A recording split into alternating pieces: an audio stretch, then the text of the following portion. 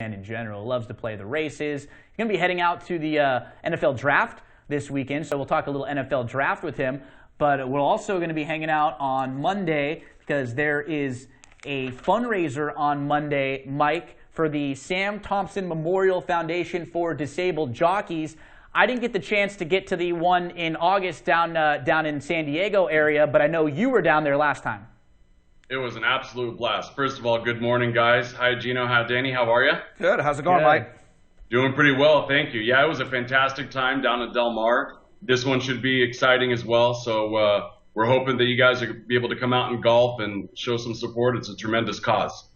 And the specifics for the 8th Annual Sam Thompson Memorial Golf Tournament, April the 25th, so this will be on Monday at Candlewood Country Club in Whittier. If you follow me on Twitter, I've tweeted it out, and it's actually a pinned tweet on my Twitter profile. So if you go to my tweets, it's the first one up. You can see all of the information. Sign-ins at 11. 12 o'clock is when the golf starts. It's $125 for dinner and golf. It's $35 for dinner only, but there's also going to be live auction, silent auction, raffle, awards.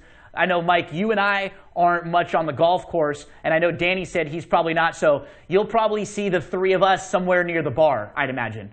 And I'll join you guys there too. Yeah. I'm not much of a golfer, but look, it's going to be a great time. Just coming out and showing support will be huge. I've got a few old-time NFL guys that are going to be coming out to the event. There's going to be people from all sorts of backgrounds and sports and entertainment. Definitely people from the horse racing field. You know, last year was a lot of fun, like I said, and one of the exciting things last year was getting to see Patrick Valenzuela rap for us. That was a fantastic time. He's a very entertaining guy. Hopefully he'll be coming through again this year. But yeah, the auction's going to have a lot of good stuff. I know last year there was a lot of American Pharoah memorabilia. That was obviously the big hot ticket item there, ranging from photos to things that were worn by maybe Espinoza or the horse during the Triple Crown season. But there's going to be a lot of sports memorabilia and restaurants and hotel type items that are going to be auctioned. So should be a fantastic afternoon of golf and partying and mingling with people, in and out of horse racing. And it's supposed to be a little bit cooler in the next few days too, so the weather should be great. We should have a ton of fun. Really looking forward to this event on Monday. So please come out and support because, one of the groups of athletes that I think we really take for granted are the jockeys. We don't really, talk enough about how every time they get on a horseback, they are putting their life on the line. They're risking it for, for our entertainment, for the joy of what they do. They love the horses, they love the animals, they love the sport. But I think too many times we forget that 6-7 times a day when they sit on a horse, you never know what could happen. And we really got to get out in waves and support them. Their life is literally on the line with every single mount. And the most underrated athletes in all of professional sports, in my opinion. And obviously I'm in the NFL field and work in a climate where there's high impact every single play in the National Football League. But horse racing is definitely one of those sports that's underrated in terms of what the athletes go through on a daily basis. And, the namesake of this event, Sam Thompson, he himself obviously was unfortunately a casualty in the sport. And we honor him with this event. But also there are two key aspects of what this event and what the fundraiser does on an ongoing basis, which are helping jockeys that do get hurt with their medical costs associated with either rehabbing or, maybe it might be learning to walk or use their arms or legs or whatever the case may be, but also with the educational piece, which I think is very important as well, which is they have scholarships for the children of the jockeys if they're unable to work in the future because they were injured during a race or in preparation for a race. That this fundraiser and the monies that come in, a part of it will be allocated towards money for educational opportunities for their children in the future. So two really, really big important things in the lives of these guys, their children and their own medical rehab, and we try to take care of that through the monies that are raised on a year-round basis. Yeah, really good cause. So some of the folks out there, maybe tomorrow you, instead of playing a $100 ticket, you can play a $50 ticket, or maybe you can cut your bankroll a little bit and then put some of the money that you might have played towards a really good cause on Monday with the Sam Thompson Memorial Golf Tournament. And we will be out there. I know Danny's going to come out for a couple hours. I'm going to get out there too, and Mike will be out there. So we'd love to say hello to any of you who are going to be making your way out there. We'd really appreciate all of the support. So now we got the important stuff out of the way. Let's talk a little bit about Derby. You know, Derby's coming up, Mike. We're still a few weeks away, but are there any horses, one or two, on your radar? Who you hot on right now?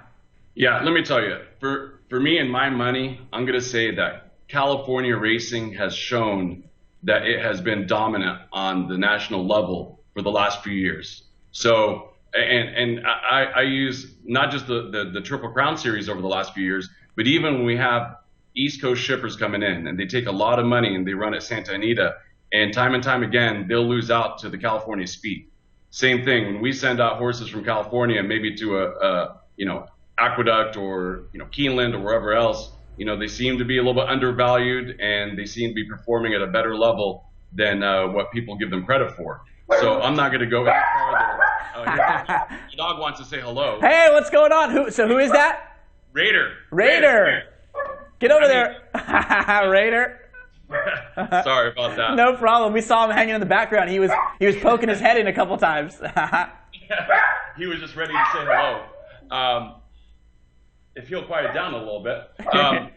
The horses that I'm looking at are Nyquist, Exaggerator, and Danzig Candy, and maybe even Whitmore. So obviously I'm very, very biased towards the California runners, but I think that they're going to I'll tell you what, you guys were talking about the Oaks earlier with unfortunately Songbird being out.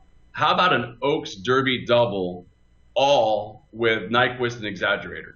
How does that sound? There you go. Looking for that price in the Oaks.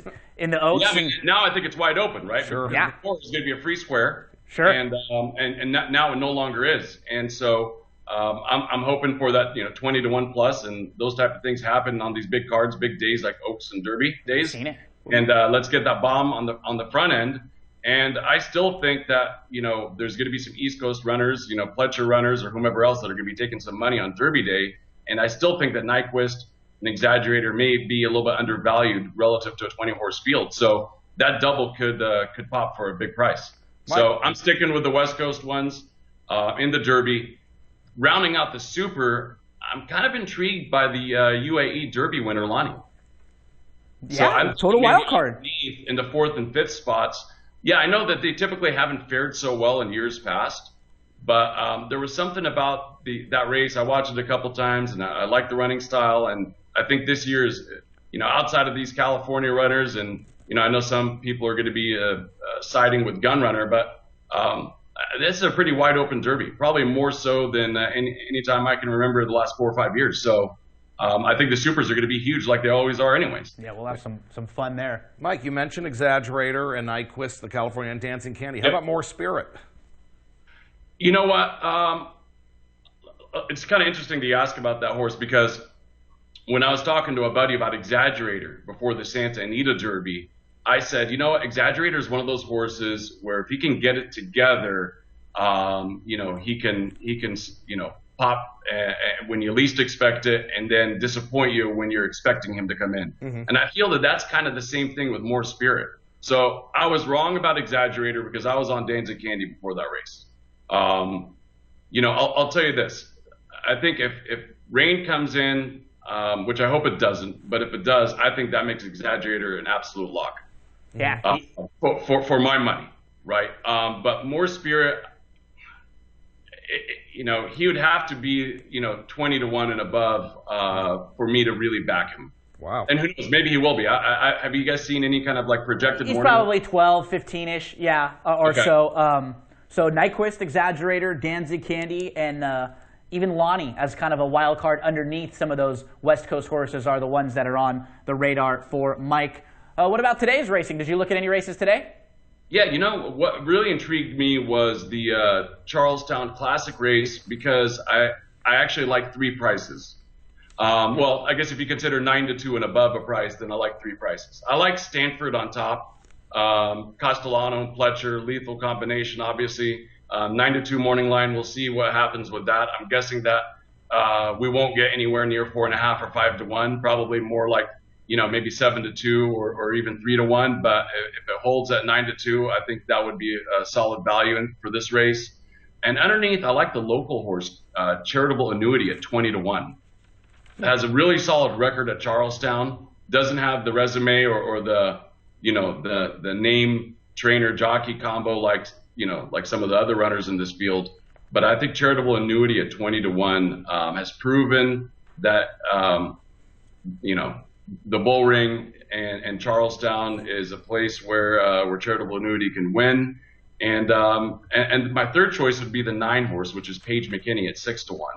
So I'm kind of tossing out some of the more logical horses, at least from a connections perspective, and I'm going 7-2-9 Exacta Tribox. I like that. I think most of us kind of have the same approach. We might be using a few different horses here and there, but I feel like Dawnworth, Imperative, International Star, I respect those horses. I respect their connections. I think they're very talented. I just feel like in this spot, they're going to be overbet. So even if they win, it's not going to be great value. I think the way we can make some money is if we can beat those big-name horses. So with Mike, we'll try to do it with Stanford, the 7, the 2 Charitable Annuity. He had some trouble last time out. And these horses and jockeys in particular that know this racetrack, they put themselves in a really good spot. And if this horse hits the board, underneath at 20, 30-1, this is really a horse that could spice up those exotics. So the 2 Charitable Annuity, the 7 Stanford, and the 9 Paige McKinney as a couple plays for Mike today over at Charlestown. And exactly. And there was another play that kind of intrigued me a little bit. It won't cost too much, but at La Salle in the late pick 4, I was looking at a couple of singles in the middle and then hoping for prices bookending the play. So I was looking at going all with 2, which is Saint Adalbert, with 2, Fantastic Style. Bejarano's got that mount, with all. So all with 2, with all. Sure. That's how I was looking at the La Salle late pick 4. And those are the kind of tickets that I've hit for some of your best ones. That's only $40. There's 8 in the first leg and I think 10 in the last. So for a 50-cent ticket, that's a $40 play. And you just catch one middle-priced horse. I'll tell you, my dad hit a pick 5 the other day at Los Alamitos. I could not believe it paid just under $5,000. And when you look back at the payouts, all it was, they weren't horses that were over $8 or $10, but the key was you just beat 1 or 2 favorites. That's all. Exactly. Here's the thing. La Salle, you beat a favorite. It's the same thing with their nighttime programs too, but in this thoroughbred meet, I've noticed that if you can key in on even a second or a third choice and build your ticket around it, these tickets have pleasantly surprised me in terms of payoffs. Let's just put it that way. Talking here with Mike Abadir, good buddy, sports agent. We're talking a little bit about the golf tournament on Monday. Make sure to follow me on Twitter. You can get all the specifics for that golf tournament. But Mike, for what you do, you got a big week coming up. The NFL draft's coming soon. Yeah, this is April 15th for an accountant, or this is March Madness, or whatever is the big event for that particular month for that profession. For me, it's all about the NFL draft. We work all year towards this event in particular. This year it's going to be held in Chicago. I'm often asked, are you going to be going to the draft? Are your clients going to the draft? The answer to that is no. I've got a war room in the same way that NFL teams have, much bigger war rooms, of course, on draft days. It's not even necessarily draft day. So the first day of the draft is going to be coming up this Thursday. It's going to be held in Chicago for the second year in a row. Typically it's in New York, but there is a commitment at Radio City Music Hall. So, they're going to be in Chicago. And typically speaking, the event in terms of players and agent is an invite-only event. And typically the guys that are invited are going to be 10 to 12 players that are, kind of the sexy players of the draft, if you will. Typically quarterbacks and maybe some receivers, the projected top 5. So 12 first-round projected players are invited to that event. outside of those 12, everybody else, stays back home or at their training facilities or, with families or whatnot, waiting for that call. For me, I'm following it pick by pick, team by team, looking at how the draft changes with every player that comes off of the board, and how that may relate to my player or my client. I've got 5 draft eligible clients for this upcoming draft, wide range of positions. I'll just quickly go down my list. I've got Jared Baker, who is the running back from University of Arizona. He came onto the scene really, really strong this year, particularly in the latter half of the season, and had great games against SC and Pac-12 competition, closed out really strong with a tremendous bowl performance. And he ran very consistently in terms of his 40 times, 4.42 and 4.42. Nice. Doesn't get much more consistent than that. It's one of the better running back figures in the draft. He's a little bit undersized relative to, your prototypical running back. He's probably the type of running back that a team like the Chargers look for. LaDainian Tomlinson was a little bit smaller, relatively speaking. Darren Sproles, Danny Woodhead, that type of size and player. So Jared Baker, he's a guy that I'm very, very high on, and I think whichever team gets him is going to get a really nice change of pace back, speedy back, and a game-changing speed. The analogy that I've given scouts is he reminds me a lot of Napoleon Kaufman. And Napoleon Kaufman was a running back with the Raiders when I used to work for the Raiders years ago. The other guy that I'm really high on from my group is Clay Dawson. He's from Eastern Michigan. He's a linebacker. He's going to transition to linebacker in the pros. He actually played on the D line at Eastern Michigan. And one of the things that he did that kind of landed him on the map this year was LSU hadn't given up a sack in the first 4 games of the season. Then they had an out-of-conference game against Eastern Michigan. And not only did he notch the first sack against that LSU offensive line unit and quarterback, but he also notched the second one in the same game. So he got the first 2 sacks of the season of any team against LSU this year. He's got some good versatility, super athletic. He's long. He plays with leverage, motor that doesn't stop. I love this kid, Clay Dawson. I've got another D lineman, but he's also got some versatility because he's a long snapper. And his name is Zach Wood. He's from SMU. So he's somebody that a team could bring in and fill 2 positions with 1 roster spot. That's always really valuable to NFL clubs. Another player is Raheem Castle. He's a linebacker that started off at Oregon. He ended up finishing his last 2 seasons at Stony Brook. He's a player that could be a sneaky pick. And then the last guy, last but not least, he's got the best nickname in the draft, Herbert Cheeto Gonzalez III. And Cheeto, he's a D lineman. He's a nose tackle. He's kind of a big-bodied Warren Sapp type of guy. He's from Texas State, so smaller program, a little bit under the radar. We're hoping he's going to get a look. And if he doesn't get a look, then we already have a couple of Canadian Football League teams that are interested in him. So that rounds up my draft class. I'll give you some quick impressions of this draft, just for your viewers to hear it from an agent's perspective. I don't think that we're going to produce a lot of Hall of Famers out of this draft. I don't think that this is one of those drafts that's going to, when we look back on it, that it's going to be one of those star-studded where you look at it and you're like, wow, this is a stacked draft class. But what it is it's a very deep draft class. And it's deep mainly with the juniors that declared. It's a record number of juniors that came out this year. And a majority of the first round is going to be made up of juniors. So those are the impressions from my perspective, and some of the data that I look at, suggest that, this is going to be one of those drafts where teams win Super Bowls because of guys that they find in the mid and latter rounds from this draft. But you're not going to necessarily have your anchor franchise cornerstone type players. And I hope that doesn't offend Rams and Philly fans at the top of the draft who are hoping to be able to have their Hall of Fame or at least a Super Bowl type of quarterback. But I'm not convinced. Yeah, they made a lot of movement up top now at 1 and 2 to try to get Goff and Wentz, but we will see with those two. Really good information there from Mike, and best of luck, Mike, with your big week coming up. I know before we let you go, I want to pick your brain on one more thing. You Sure. are in one of the really great sports families because you're, a sports agent. You are obviously a big racing fan, and you're very involved in the NFL. But your wife works for the Clippers, and she is awesome. Amy, she's really, really cool. I had the privilege of going to a playoff game with you last year. You and I were in Justin Bieber's spot, I believe, because he didn't end up going to the game that night. So we were up in Hyde in the club. We were having fun. But you are a really sports-oriented family with you and your wife in general, with you involved in the NFL so much. And Amy she's a big player in the publicity department there with the Clippers.